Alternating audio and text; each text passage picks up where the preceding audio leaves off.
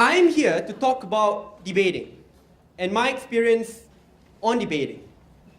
One of the biggest misconceptions when it comes to debating is that debaters are empty cans, and I've received that so many times, my colleagues in debating have received that so many times, that we merely speak without any content, or we're merely public speakers or speech writers, and we simply do not care about what's happening across the world. We simply shut our eyes and ears to the sufferings which happen across the world. I'm here attempting to change your minds on the conception of what debating actually means. And I'd like to share the journey which I took when it comes to debating and how I got to where I'm at today.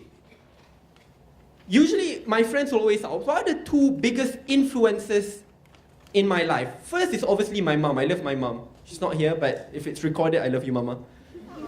The second one is debating, and I keep on telling them that it is debating. That debating brought me to where I'm at today, and without debating, I wouldn't be able to speak in front of you here today. I joined debating, I think, approximately 5 years ago, when I was in the Royal Military College during my high school years. The final year, that was when I decided to join debating. And for those of you who have met me 5 years ago, you would have realized that I'm a completely different person than who I am today. I thought, back then, that Africa was a country. I keep on saying this, but because it's very true. So whenever you think that, oh my God, like I need to up on my knowledge, I need to read up, I need to make sure that I'm filled with general knowledge. Like back then, that was literally an empty, not literally, but figuratively an empty can. I could barely speak in English. I do not get A's in my English paper and tests and exams. I was a completely different person.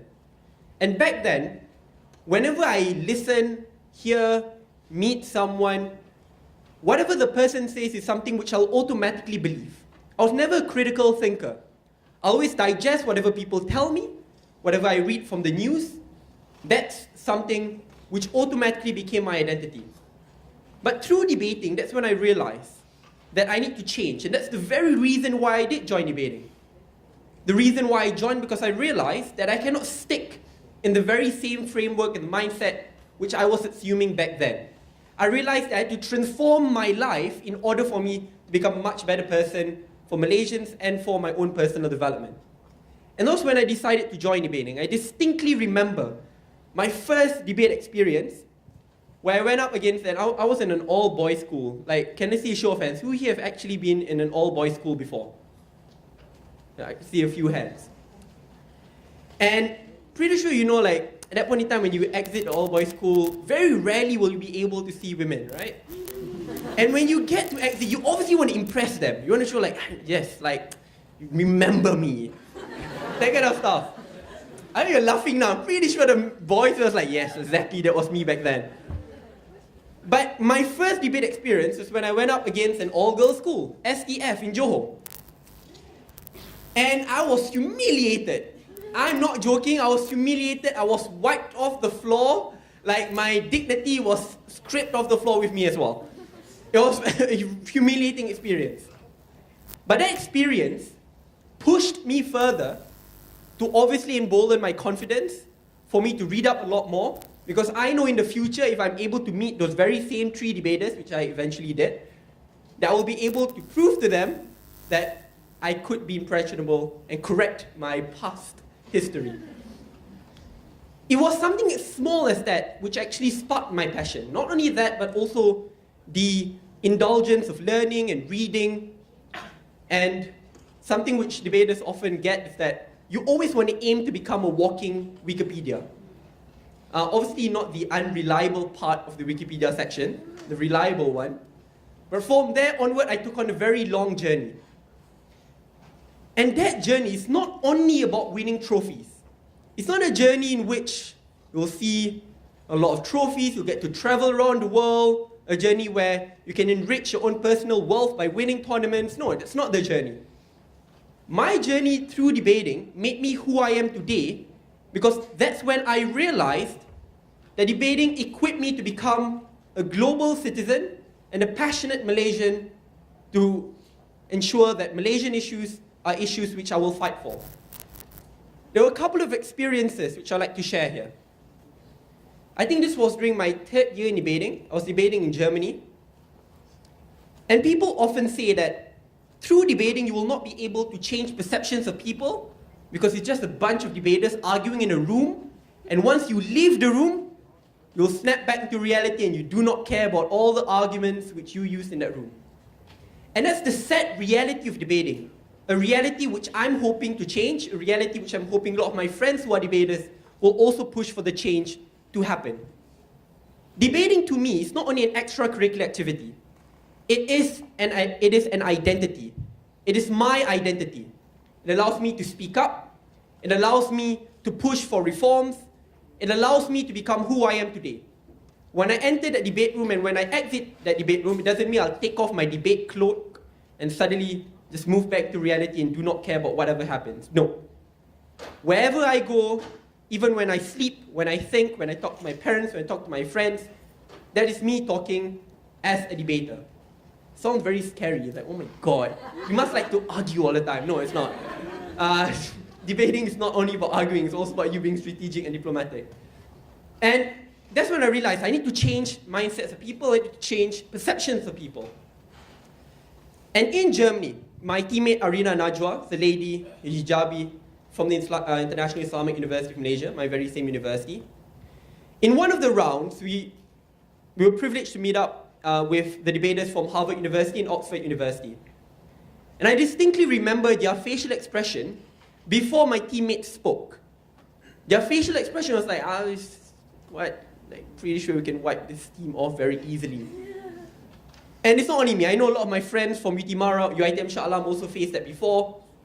But that was the stereotype, the perception placed upon Muslims, upon people who wear hijabs. That was the ongoing perception. But after she spoke, thank God, we won the round.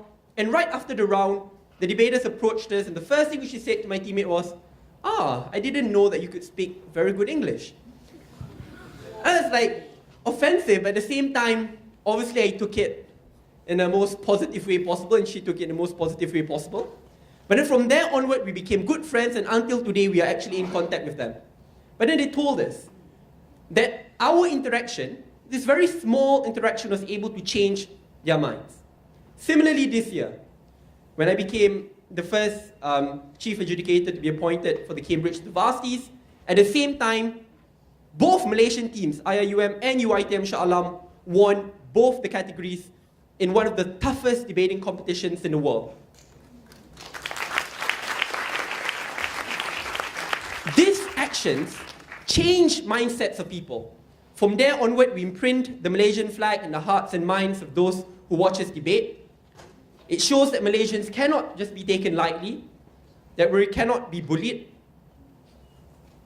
And that's a very small thing which can actually make the biggest of differences. Through my own life, again, it shaped my identity. It also shapes other people's perceptions of Muslims, of Malaysians, of Malays, or what have you. All those identities, which were previously stereotyped to be inferior, can be changed. But debating allowed me, or created that platform for me, to empathize for others. And from there onward, I realized that that platform cannot only be secluded in my own bubble of debaters where we argue and speak, and after the debate tournament, it ends. I realized that we must expand that bubble, that we need to ensure that the very people who helped us get where we are at today will be the people who we will assist again. And I was able to travel to more than 25 countries in that 4-year time span because of all the experiences which I collected as a Malaysian. And I very proudly bring the Malaysian flag wherever I go. And that particular experience equipped me, or to some extent mandated, for me to also give back to as a community and society. Not in terms of teaching, debating, and public speaking, but to also speak up for those who might be underprivileged. Because at that point in time, I was already equipped with the knowledge. At that point in time, I've already spoken about those issues quite heatedly in debate rounds all over the world. Therefore, I must also speak up for those who could not. Because the very first person who pulled me into debating was a person who extended that helping hand. I could share my history, some things I cannot mention, I could share my history next time, but I was a terrible, terrible person before this. And a lot of us, even me back then, I would never be able to assist myself. Be like, why do I not assist myself? I'm like, I won't go anywhere anyway. I distinctly remember one of my ustazahs back then in my religious school in Johor said that I'll end up becoming a drug addict. I'll become a criminal. I'm not joking, like seriously. I do look forward to meet her soon though. Hopefully change her mind.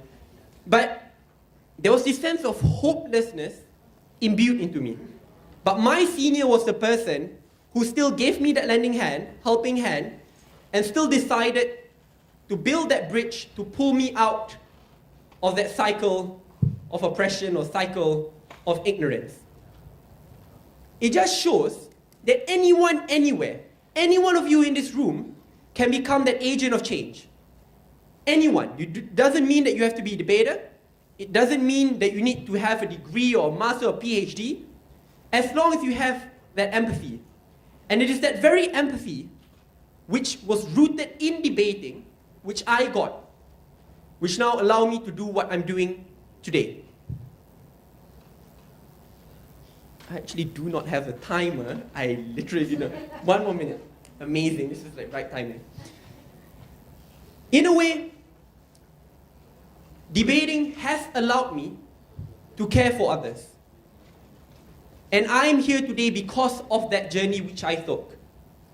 And I genuinely hope that even if I'm unable to persuade you to join debating, at least that those experiences which I share, the journey which I took, which I shared with all of you, will hopefully empower you to speak up, to care, to empathize.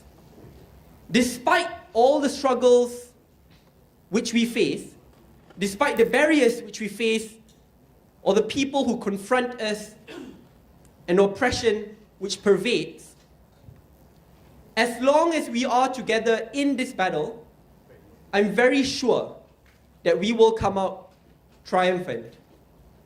I always like to use this phrase, and it's in bahasa, and allow me to use this.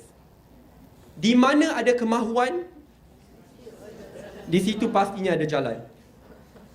I would never expect to be standing in front of you here today, 5 years ago, and yet here I am. And I will continue doing what I'm doing today, because if I don't, I'm betraying the senior who pulled me and gave me his helping hand. I'm betraying those who actually assisted me in liberating me from the cycle of ignorance. And I believe that and I hope that all of you will also assist those who might be in that cycle to help you, help us, help Malaysia. Thank you very much.